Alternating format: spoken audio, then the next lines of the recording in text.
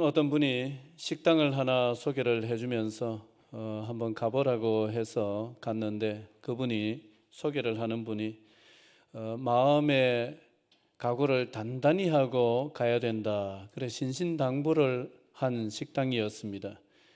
그 식당은 저 대전 들가서 있는 식당이었는데, 메기를 매운탕으로 주는 식당이 아니고 메기를 구워서 주는 식당이었습니다. 그래, 왜 그렇게 마음의 무장을 단단히 하고 가라고 했느냐 하면은, 들어가 보니까 이 식당 주인이 들어가면서부터 계산하고 나올 때까지 얼마나 욕을 많이 하는지, 이걸 음식을 먹은 건지 욕을 먹은 건지 분간이 안 가는 참 욕을 많이 들어 먹는 식당이었습니다.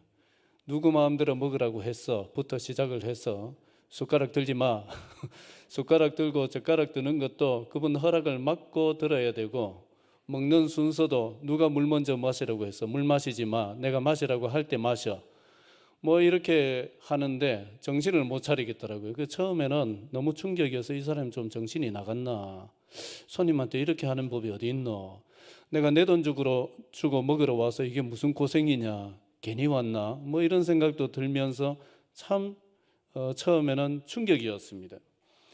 그런데 이분이 직접 그 메기를 손질을 다 해서 구워주는데, 구워주면서 이런저런 얘기를 해요. 그런데 그 얘기가 계속되면 될수록 이분이 왜 이렇게 하는지 그게 다 뭐 이해가 되면서, 나중에는 그 욕이 굉장히 구수하게 들리는 이상한 세뇌에 빠지기도 하는 식당이었습니다. 그래 들어보니까 이분이 거기서 한 30년 넘게, 지금은 한 40년 넘었겠네요. 그렇게 그 가게를 하는데, 메기를 이제 자연산 메기만을 씁니다. 자연산 메기만을 쓰고 하루에 많은 손님을 받지 않고 몇 팀 안 받습니다. 그것도 예약제로 하기 때문에 예약된 손님만 받고, 아무리 밖에 줄을 서도 다 돌려보내는 희한한 사장님이었어요. 그 예약된 손님만 이래 받는데, 딱 예약된 손님이 딱 도착하면은 그때 메기를 잡습니다. 잡아가지고 손질을 해서 이래 구워줍니다. 절대 미리 잡아놓거나 하지를 않아요. 이분의 철칙이었습니다. 그러다 보니까 그 집은 생선을 다루는 집이지만은 비린내가 하나도 나질 않았어요. 참 신기할 정도로 비린내가 하나도 나지 아니하는 생선집이었습니다. 그래 이제 그렇게 장사를 하는데, 자기는 지난 세월 동안에 한 번도 상한 고기를 쓴 적 없고, 또 잡아놓은 걸 쓴 적 없고, 자연산이 아닌 것을 자연산이라고 속인 적도 없고, 정말 한 번도 손님을 속인 적이 없다는 것이 이분의 자부심이었습니다. 뭐 자부심을 가져도 되겠죠, 그 정도면은. 가지면 안 됩니까? 자부심을 가져도 되겠다는 생각이 들더라고요. 그래, 그게 그분의 자부심이었고, 또 거기서부터 자기가 연구를 하고 하면서 어떻게 먹는 것이 가장 맛있게 먹는 방법인가, 그 절차에 대해서도 나름대로 도통을 해가지고 먹는 절차까지 얘기를 해주는 그러한 식당이었습니다. 그래 이제 그 동네가 금강 강변에 있는 동네로서 메기집들이 많았더랬습니다. 메기집들, 동네 전체가 막 메기를 잡아 파는 이런 동네였는데, 지금 다 망하고 그 집 한 집이 살아남았습니다. 그래 이제 이 사장님이 주변에 다른 집들 다 동네 친구들이고 아는 사람들이고 하니까, 야, 그렇게 하면 안 된다. 이게 또 다 상한 거 이런 것도 끓여내고, 그것도 그걸 덮기 위해 가지고 양념을 또 강하게 하고, 처음에는 사람들이 모르는 것 같아도 그러면은 금방 사람이 해가지고 소문이 나서 나중에는 손님 다 떨어진다. 그러면 우리 동네까지 이미지가 안 좋아져 가지고 우리 같이 망하는 길이니까 그렇게 하지 말자라고 간곡히 뭐 부탁을 하고 했다고 해요. 그런데 뭐 사람이 남의 말 잘 듣습니까? 그래가지고 뭐 다 또 그런 식으로 하다 보니까 시간이 갈수록 손님들이 한 사람 두 사람 끊어지기를 시작했는데, 지금은 이제 다 문 닫았다는 거예요. 어디만 살아남았고요? 그 욕쟁이 사장님만 살아남고. 그래서 이제 거기서 그 음식을 먹고 나올 때쯤 돼 가지고는 한 번 더 올까 이런 마음이 들더라고요. 그러면서 음식도 맛있게 먹었지만은 정말 맛있게 먹었습니다. 맛있게 먹었지만은 내가 여기서 인생 공부를 하고 간다 이런 그 마음이었습니다. 진짜를 만나면은 뭔가 감동이 있는 법이죠. 예, 그분은 참 인생이 진짜 인생이었고 또 뭔가 진짜 같은 이런 느낌을 강하게 주는 감동이 있는 분이었습니다. 저는 다른 사람들이 우리 의성교회 성도들을 만났을 때에 진짜를 만났다는 이런 느낌을 받았으면 좋겠습니다. 여러분들을 누군가가 만났을 때에 저 사람 진짜 백이다. 저 사람 진짜 예수 믿는 사람이다. 뭘 직장을 다니든지 장사를 하든지 뭘 하든지 간에 사람들이 우리 의성교회 성도들을 만났을 때는 저 사람 진짜 믿을 만한 사람, 진짜 괜찮은 사람이구나. 이런 그 평들을 받는 우리 의성교회 성도들 되었으면 참 좋겠습니다. 인생 한 번밖에 못 살지요. 흉내내는 인생, 흉내내는 신앙으로 살기에는 이 한 번밖에 없는 인생이 너무 아깝습니다. 기왕 사는 것 우리가 진짜로 살아야 됩니다. 기왕 사는 것, 기왕 믿는 것 우리가 진짜로 믿어야 됩니다. 바울이 에베소 회당에 들어가서 이것은 이제 2차 선교 여행이 끝나고 이제 3차 선교 여행입니다. 3차 선교 여행을 떠나서 그 전에 전도했던 그 에베소에 다시 갔는데 에베소 회당에 들어가서 석 달 동안 담대히 하나님 나라를 전파하는데 또 완강하게 그것을 거절하는 사람들도 있고 해가지고 어쩔 수 없이 회당에서 더 이상 진행을 할 수가 없어서 회당에서 나와가지고 두란노 서원이라는 것을 세를 내가지고 그 당시 이제 거기도 그리스 문화권이었는데 그리스 문화권은 학원들이 있었습니다. 학원들이 있어가지고 학생들을 모집을 해서 말하는 법, 수사법도 가르치고 논리도 가르치고 뭐 여러 가지 법률도 가르치고 하는 이런 학원들이 있었는데 그 학원 중에 하나가 두란노 서원입니다. 지금 기독교 출판사 중에 굉장히 유명한 출판사도 여기서 이름을 따가지고 두란노 서원, 뭐 두란노 출판사 이렇게 해놓은 게 있잖아요. 그게 이제 두란노 서원인데 바울이 거기에서 2년 동안 줄기차게 하나님의 말씀을 증거하고 또 제자들을 길러냈습니다. 그러다 보니까 그 주변에 소아시아 지역에서 복음을 듣지 못한 사람이 없을 정도로 굉장히 많은 사람들이 복음을 듣고 또 예수의 제자가 되기도 하고 이런 역사가 일어나는데 하나님께서 또 이 일에 또 불을 지펴 주시는 거예요. 어떻게 불을 지펴 주시느냐? 바울의 손을 통해 가지고 놀라운 이적들이 일어나도록 해주셨습니다. 귀신 들린 사람들이 떠나가는데 심지어는 바울이 일을 하던 사람이었잖아요. 천막을 만드는 사람. 그 천막 만들 때 이제 앞치마를 하고 또 막 땀을 닦던 이런 수건. 그 사도 바울이 쓰던 그런 물건만 갖다 얹어도 사람이 낫기도 하고 또 귀신이 떠나기도 하는 이런 놀라운 역사들을 통해 가지고 하나님께서 바울의 그 사역에 불을 지펴 주셨던 것입니다. 그러자 이것을 부러워하는 어떤 사람들이 나타났는데 그 사람들 중에 유대인 제사장 스게와라고 하는 사람의 7 아들이 있었습니다. 이들이 바울 흉내를 냅니다. 어떻게 하느냐? 내가 바울이 전하는 예수의 이름으로 명하노니 이 귀신아 나가라 뭐 이런 식으로 했던 것 같아요. 그러자 귀신이 겁을 내고 나가지를 않고 콧방귀를 뀌면서 내가 예수도 알고 바울도 아는데 너희는 뭐냐 이러면서 오히려 귀신 들린 사람이 이 7명의 아들에게 막 덤벼 들어가지고 이 사람들이 막 옷이 다 찢어지고 거기서 막 몸이 상할 정도로 막 두들겨 맞았는지 주랭랑을 쳐버렸습니다. 그런 사건이 일어났습니다. 자, 오늘 13절부터 16절까지가 그것을 얘기를 하고 있는데 다 읽을 수는 없고 어디를 우리가 한번 읽느냐 하면은 15절 16절 한번 읽어볼까요? 15절 16절 악기가 대답하여 이르되, 자 시작. 악기가 대답하여 이르되 내가 예수도 알고 바울도 알거니와 너희는 누구냐 하며 악기 들린 사람이 그들에게 뛰어올라 눌러 이기니 그들이 상하여 벗은 몸으로 그 집에서 도망하는지라.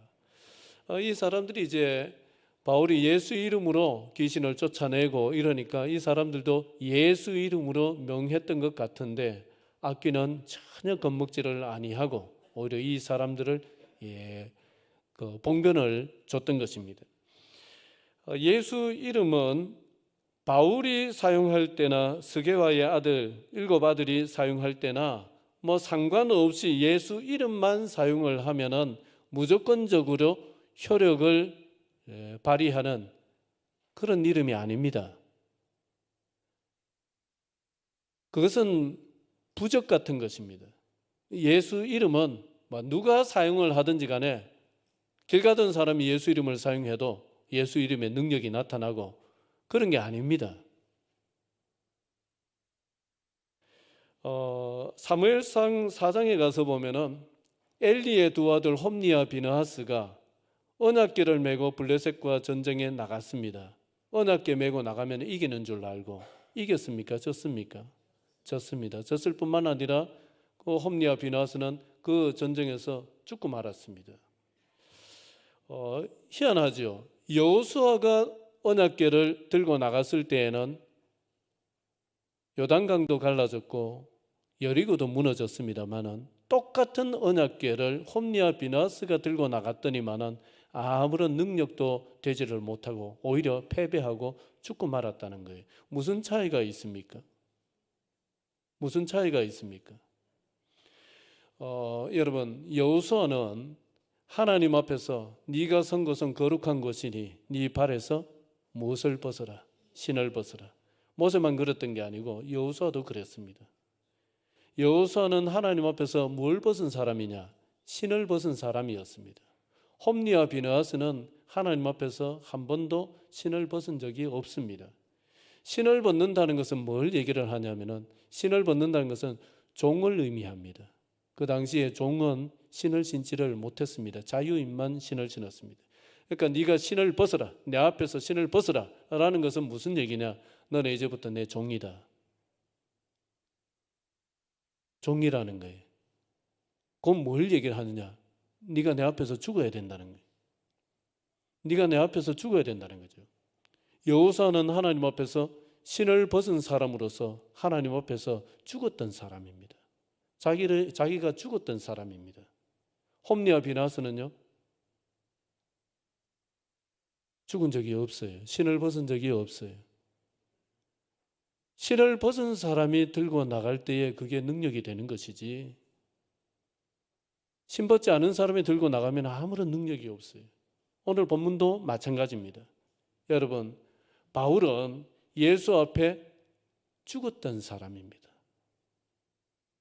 갈라디아 2장 20절에 잘 얘기를 하잖아요. 내가 그리스도와 함께 십자가에 못 박혔나니.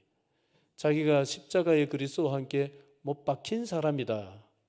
그리고 또 다른 데서는 날마다 죽노라. 날마다 죽는 사람이었습니다. 그러나 스게야의 7 아들은요, 예수의 십자가에 자기를 못 박은 적이 있습니까? 한 번도 없습니다. 십자가에 못 박힌 적이 없습니다. 그저 예수 이름이 진짜 능력이 있나 한번 해보자, 호기심 반, 아니면은 자기들도 능력을 한번 드러내 가지고 유명세를 한번 타보려는 요령으로, 공명심이죠. 그런 마음이었습니다. 이게 같을 수가 없는 것이죠. 여러분, 예수의 이름, 우리가 교회를 다니고 신앙생활을 한다는 것, 하나님을 믿는다는 것, 부적이 아닙니다. 여러분, 부적은 부적 사러 가면은 뭐 무당이 당신 하나님 앞에 십자가에 못 박았어 물어보고 부적 써줍니까? 돈만 주면 써줍니까? 돈만 주면 아무한테나 써줍니다. 이것만 가지고 가면 무슨 효력이 있다는 식으로 얘기를 하면서 아무한테나 써줍니다.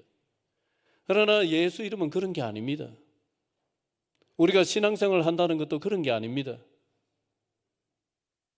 내가 죽어야 예수 이름이 나와 상관이 있는 것이고 예수 이름이 비로소 나에게 능력이 되어주시는 것입니다. 신앙생활도 마찬가지입니다. 내가 예수의 십자가에 죽어야 이 신앙생활이 나에게 유익이 되고 능력이 되는 것이지, 예수의 십자가에 내가 죽지 않는 사람이라면, 죽지 않은 사람이라면 신앙생활을 해도 그게 큰 유익이 잘 안 됩니다. 그런 것입니다. 여러분, 진짜가 되려면 한 번은 죽어야 됩니다. 내가 진짜가 되려면 한 번은 죽어야 됩니다. 지금까지 신앙생활을 했는데 내가 한 번도 예수 앞에 죽은 적이 없다. 내 자아가 예수 앞에 죽어본 적이 없다. 내가 죄인임을 깊이 깨닫고 가슴을 쳐본 적이 없다. 그러면은요, 한번 깊이 고민을 해봐야 됩니다.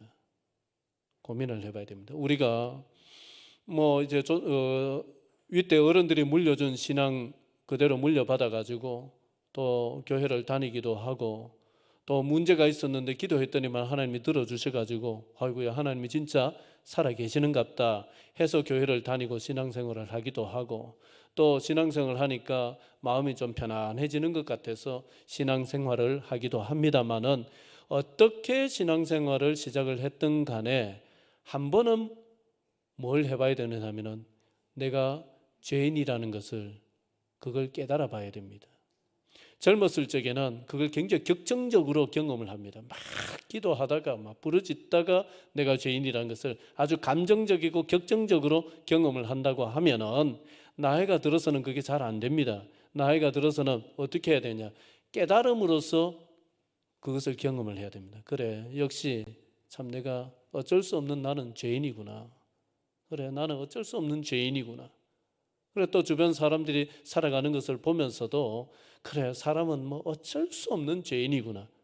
이 깨달음으로써 내가 죄인이라는 것을 깊이 자각하고 인식하면서 하나님 앞에 한 번 엎드리는, 예수 앞에 한 번 엎드리는 요 문턱을 넘어야 됩니다. 그 문턱을 넘어야 됩니다. 그 문턱을 넘어야 예수가 내 예수가 됩니다. 예수 이름의 능력이 내 능력이 됩니다. 신앙이 능력으로 역사하기를 시작합니다. 한 번은 죽어야 됩니다. 여러분, 진짜 예수를 만나시고 예수가 여러분 삶의 능력이 되시기를 주의 이름으로 축원을 드립니다. 어째서 같은 예수 이름인데 바울이 사용할 때는 능력이 나타났지만은 스게와의 7 아들이 사용을 할 때는 봉변을 당하였느냐? 두 번째 이유를 한번 생각해 본다면은 말씀에 순종하는 삶이 있고 없고의 차이입니다. 요한복음 14장 21절 또 15장 7절 말씀이 이것을 잘 얘기해 주고 있습니다. 같이 한번 읽어볼까요? 시작. 나의 계명을 지키는 자라야 나를 사랑하는 자니 나를 사랑하는 자는 내 아버지께 사랑을 받을 것이요 나도 그를 사랑하여 그에게 나를 나타내리라. 너희가 내 안에 거하고 내 말이 너희 안에 거하면 무엇이든지 원하는 대로 구하라. 그리하면 이루리라. 예수님께서 이제 마지막 십자가 지시기 전에 제자들에게 진심을 담아서 아주 간곡하게 하셨던 설교의 일부분인데 나의 계명을 지키는 자라야 나를 사랑하는 자니 나를 사랑하는 자는 내 아버지께 사랑을 받을 것이요 나도 그를 사랑하여 그에게 나를 어떻게 하리라? 나타내리라. 내 계명을 지키는 자, 그 사람이 진정 나를 사랑하는 사람이고 그런 사람에게 우리 주님께서 당신을 나타내 주신다는 것입니다. 내가 살아 역사하는 너의 참된 주인이다. 너의 보호자다. 이것을 나타내 주신다는 것입니다. 15장 7절도 마찬가지입니다. 너희가 내 안에 거하고 내 말이 너희 안에 거하면 무엇이든지 원하는 대로 구하라. 그리하면 이루리라. 그러셨습니다. 우리가 주님 안에 거하는 방법은 뭐냐 하면은 그 뒤에 따라오는 대꾸 문구가 그걸 설명을 합니다. 너희가 내 안에 거하고, 내 안에 거한다는 게 뭐냐? 주님 안에 거한다는 게 뭐냐? 그 뒷부분입니다. 내 말이 너희 안에 거하면, 그러니까 주님의 말씀을 우리가 붙잡고 주님 말씀대로 사는 것입니다. 그게 우리가 주님 안에 거하는 것이다. 그렇게 저 구절이 대꾸를 통해 가지고 설명을 하고 있는 것입니다. 그렇게 하는 사람은 무엇이든지 원하는 대로 구하라. 그래 하면 어떻게 된다? 이루리라. 그러니까 예수의 이름이 능력이 되고 안 되고는 어디에서 결정적으로 차이가 나느냐 하면은 우리가 주님 말씀 안에 거하는 것입니다. 주님 말씀대로 사는 것입니다. 그게 차곡차곡 이루어지고 하면은 거기서부터 하나님의 말씀이 능력으로 우리의 삶을 이끌어가기를 시작하고 예수께서 능력으로 우리를 다스리시고 통치하기를 시작을 하시는 거예요. 군에 있을 때에 이름은 제가 좀 바꿨습니다. 혹시라도 그 사람이 예수 믿고 혹시라도 AI가 연결을 시켜줘서 우리 설교를 들으면 안 되니까 이름을 바꿨습니다. 원래 이름이 좀 재미난데 비슷하게 재미난 이름으로 바꿨습니다. 군에 있을 때 조상팔이라는 고참이 있었는데 원래 이름도 비슷합니다. 이 고참이 보니까 몸에 부적을 지니고 있어요. 부적. 군에 올 때 엄마가 해줬다는 부적이 절대로 네 이거 무슨 일이 있어도 네 몸에서 이거 떼면 안 된다. 항상 간직하고 있어라. 잘 때도 뭘 할 때도 훈련 갈 때도. 그래 그 부적이 무슨 부적이냐 하면은 매를 피하는 부적이었습니다. 군대 가면은 많이 두들겨 맞는다고 그 엄마가 무당한테 가서 비싼 돈 주고 매를 안 맞을 수 있는 부적을 하나 해가지고 준 거예요. 그래 그걸 항상 가지고 있어요. 이 조상팔 고참이. 근데 조상팔 고참은 하루가 멀다고 두드려 맞습니다. 맨날 두드려 맞아요. 왜 두드려 맞느냐? 안 씻어요. 안 씻어. 그 고참들이 맨날 막 뭐라 하고 막 너무 안 씻고 이러니까 막 때리고 그래도 안 씻습니다. 그리고 빨래를 안 합니다. 군대에서는 다 자기가 이제 빨아가지고 속옷 빨아가지고 입고 말려가지고 입고 이래 하는데 이제 좀 더러워지면은 더블백이라고 아세요? 예, 이제 군에 갔다 오신 분들은 아시죠? 예, 더블백이라고 그 배낭 같은 걸 하나씩 다 보급을 해줍니다. 거기에 이제 자기 짐 같은 거 안 쓰는 거 넣어놓고 하는데 그 더블백 안에 막 계속 쑤셔 넣는 거예요. 그 나중에 검사를 하는데 거기서 막 몇십 벌이 나왔어요. 빨래를 안 한 게. 그러면은 또 뭐 입어야 되잖아요. 맨날 자기 가지고 있는 옷은 전부 다 안 빨고 집어넣어 놨으니까. 그걸 어떻게 하느냐? 몰래 밤에 건조대에 가가지고 남의 빨래 훔쳐가지고 입는 거예요. 그러다가 우리 내부반에서 제일 성질이 뭐 같은 고참 걸 뭣도 모르고 훔쳐가지고 입었다가 들켜가지고 얼마나 두들겨 맞았는지 모릅니다. 하여튼 맨날 그런 식이니까 여러분 부적이 효력이 있습니까? 없습니까? 막 백날 부적 써줘 보십시오. 1,000만 원짜리 1억짜리 써줘봤자 아무 소용 없습니다. 안 맞으려면 부적이 있어야 됩니까? 행동을 어떻게 해야 됩니까? 안 맞을 행동을 해야 되는데 맨날 행동은 맞을 행동을 해놔놓고 부적 들고 다닌다고 그게 되겠습니까? 안 되는 거죠. 하여튼 그런 고참이 있었습니다. 예수 이름도 마찬가지입니다. 예수 이름이라는 것이 이런 부적이 아니란 말이에요. 예수 이름만 믿고 예수 이름만 갖다 대면 뭐든지 뭘 되고 문제가 해결되고 또 능력이 되고 그런 것이 아닙니다. 교회 다니는 것도 신앙생활 하는 것도 다 마찬가지입니다. 무엇이 능력이냐? 주님의 말씀에 순종하는 삶이 차곡차곡 쌓이면 그게 능력입니다. 그게 차곡차곡 쌓여야 돼요. 바울은 날마다 자신을 쳐서 그리스도께 복종시키며 살았습니다.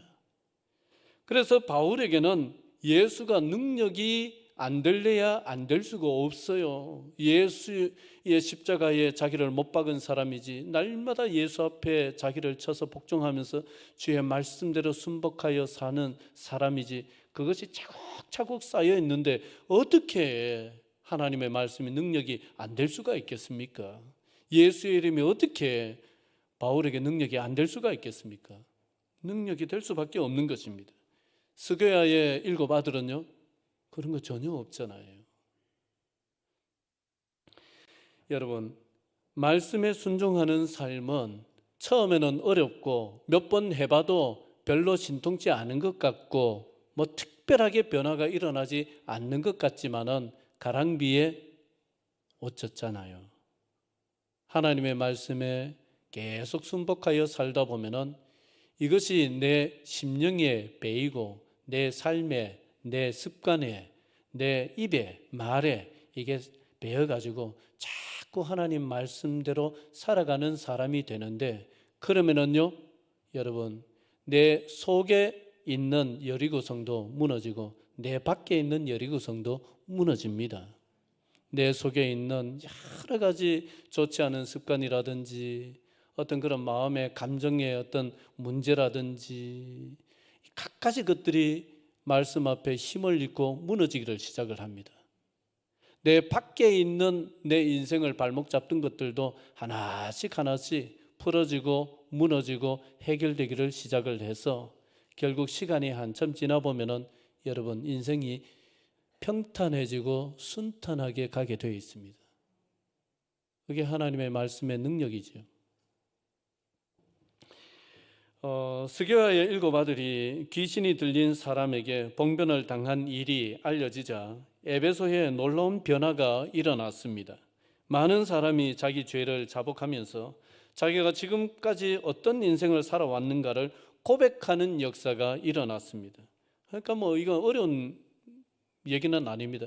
예수를 믿고 내가 변화되어 보니까 내가 예전에 내가 이렇게 살았었는데 하면서 막 그런 얘기를 믿는 사람들에게도 하고 주변 사람들에게도 하고 그랬다는 얘기입니다.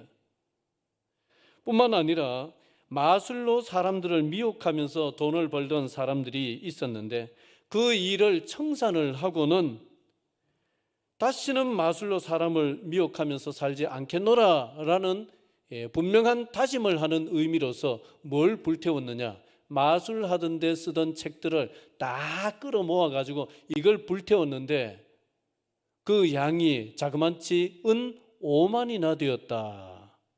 이게 지금 어느 정도인지 모르겠습니다. 성경학자들은 지금의 시세로 환산하는데 이 기준으로 하든 저 기준으로 하든 정확하지는 않습니다. 그냥 이제 많았다, 그런 정도로 생각을 해도 될 것 같습니다. 굉장히 많았습니다. 그러니까 이게 뭘 얘기를 하느냐 하면은 몇 사람의 변화에 그치지 않고 에베소라는 큰 도시 전체의 변화로 이어졌다는 거예요. 누구의 사역이? 바울의 사역이. 바울은 그냥 회당에서 쫓겨나서 두란노 서원이라는 곳에서 사람들 모아가지고 복음을 전하고 또 양육을 하고 또 하나님이 허락하시면은 거기서 능력이 나타나기도 하고 이렇게 했을 뿐인데, 스게야 사건이 일어나면서 정말 예수의 이름이 능력이고 저 바울이 전하는 복음이 진짜 진리의 복음이라는 사실이 사람들에게 입증이 되면서부터 굉장히 폭발적으로 어떤 복음의 역사가 일어났는데, 그 에베소 도시 전체가 상당한 변화의 이 바람이 일어났다. 그래서 사람들이 막 과거를 청산하는 역사들이 도미노처럼 막 일어나기를 시작을 했다, 이런 얘기입니다. 이름만 되면은 알만한 우리 대한민국의 굉장히 유명한 교회예요. 우리나라의 대표적인 교회 중에 하나입니다. 서울의 강남에 있습니다. 알려고는 하지 마십시오. 그래, 이 교회에서 세미나를 했어요. 그 세미나의 주제는 그리스도의 제자가 되어 세상을 변화시키자는 것이었습니다. 그래서 전국의 많은 목회자들이 그 교회에서 하는 세미나에 참석을 했는데, 저도 거기에 가봤지만은 재미난 게 뭐냐 하면은 그 교회 주변에 전부 다 유흥가였습니다. 그 교회 정문 나오면은 바로 맞은편부터 시작해서 교회 좌우편으로, 그 다음에 앞에 블록, 뒤에 블록, 막 그 주변이 엄청난 유흥가였습니다. 그 유흥가가 있는데 교회가 들어선 거냐? 아닙니다. 교회가 먼저 들어서고 나중에 유흥가가 들어섰습니다. 그래서 그 세미나에 참석했던 직구준 목사님 한 분이 손을 들어가지고 그 교회, 그 유명한 교회 담임 목사님에게 질문을 했습니다. 뭐라고 질문했냐? 목사님, 이번 세미나를 통해서 정말 많은 은혜와 도전을 받았습니다. 그리스도의 제자가 되어서 세상을 변화시키자는 정말 그게 마음에 많이 와닿았습니다. 라고 질문을 하는 게 뭐냐면, 그런데 목사님, 이 교회가 그렇게 유명하고 이렇게 참 훈련도 잘 시키고 하는데 와서 보니까 주변에 전부 다 유흥가던데 이거는 어떻게 된 일입니까? 이렇게 물었습니다. 무슨 얘기예요? 무슨 질문이에요? 교회가 거기 있는데 그 주변 세상이 변화됐습니까? 안 됐습니까? 전혀 변화가 안 된 거예요. 그냥 멀리서 소문 듣고 믿는 사람들이 그냥 올 뿐이지 주변이 변화되는 역사는 일어나지 않는 거예요. 우리끼리만 신앙생활하고 우리끼리만 뭐 말씀 배우고 뭘 이래 좋다 하고 하지, 주변은 전혀 교회를 통해서 충격을 받질 않습니다. 도전을 받아본 적도 없습니다. 균열이 가지도 않습니다. 교회는 있는데 여전히 주변은 타락하고 죄를 짓고, 그 어떤 사람도 교회 십자가 보면서 그 유흥가에 와서 또 그렇게 막 향락을 즐기면서 교회 십자가 있네, 아이고야 찔려라, 이 찔림 받는 사람이 아무도 없는 거예요. 그러니까 뭐 우후죽순처럼 더 많아지고 더 많아지고 주변 일대가 그냥 유흥가가 되고 말았습니다. 여러분, 그런데 그 교회만의 문제일까요? 우리 대한민국의 교회들을 한번 생각을 해보고 좁혀서 우리 교회 한번 생각해 봅시다. 여러분, 우리 교회가 과거에는 우리 의성 지역에 많은 영향을 끼치던 교회였습니다. 맞습니까? 맞습니까? 예. 우리 교회가 그래도 이 주변 사람들에게, 안 믿는 사람들에게 뭔가 영향을 끼치고, 교회에 또 어른들이다 이러면은 교회를 다니질 않아도 어른으로 인정을 하고 그분의 말씀이면 어려워하고 존경을 하고 존중을 하고 이런 시절이 있었습니다. 지금은 그만큼 되는지 모르겠습니다. 여러분, 복음은 그냥 우리끼리 뭐 믿음 생활하고 이런 게 아닙니다. 이게 진리이기 때문에 진정한 복음이 전파되고 진정한 이제 복음의 역사가 일어나면은 사실 세상이 충격을 받아야 됩니다. 교회가 버젓이 있는데 그 앞에서 죄 짓겠다고 하는 사람들이 없어야 됩니다. 어려워할 줄 알아야 됩니다. 양심의 찔림이 있어야 됩니다. 그게 교회가 교회다운 것이죠. 교회가 예수의 능력이 있는 것이죠. 복음의 능력이 있는 것이죠. 여러분, 우리는 다시 좀 그런 꿈을 꿔야 됩니다. 우리 의성교회가, 나도 그래야 되지만은 우리 의성교회가 우리 의성 지역에서 영향력이 있는 교회가 되기를 여러분, 우리가 다시 꿈을 꿔야 됩니다. 그렇다고 해서 우리 교회가 막 돈이 많아가지고 사람들이 돈의 위세라든지 무슨 힘의 위세에 눌리도록 하는 그런 영향력이 아닙니다. 빛으로 소금으로, 오늘 기도자도 얘기했지만 빛으로 소금으로가 가장 큰 영향력입니다. 여러분, 그래서 우리가 좀 그런 꿈을 꿨으면 좋겠습니다. 우리 의성교회로 인해서 우리 의성에 사는 사람들이 좀 행복지수가 높아졌으면, 올라갔으면 좋겠습니다. 우리 의성교회로 인해서. 우리 의성교회로 인해 가지고 우리 의성의 교통문화도 좀 더 개선되고 좋아졌으면 좋겠습니다. 우리 의성교회로 인해서 가정들이 좀 치유되고 회복되었으면 좋겠습니다. 우리 의성교회로 인해서 여러분 시골에 사는 학생들도 충분히 꿈을 꿀 수 있고 충분히 하나님 앞에 받은 은사와 달란트를 개발을 해서 멋지게 인생을 펼칠 수 있다는 것을 우리 의성교회가 좀 입증을 했으면 좋겠습니다. 우리 교회를 통해 가지고 여러분 할 일이 많습니다. 안 되는 일 아닙니다. 같이 꿈을 꾸면은 모두가 꿈을 꾸면은 그것은 현실이 됩니다. 여러분 그런 역사가 있기를 바랍니다.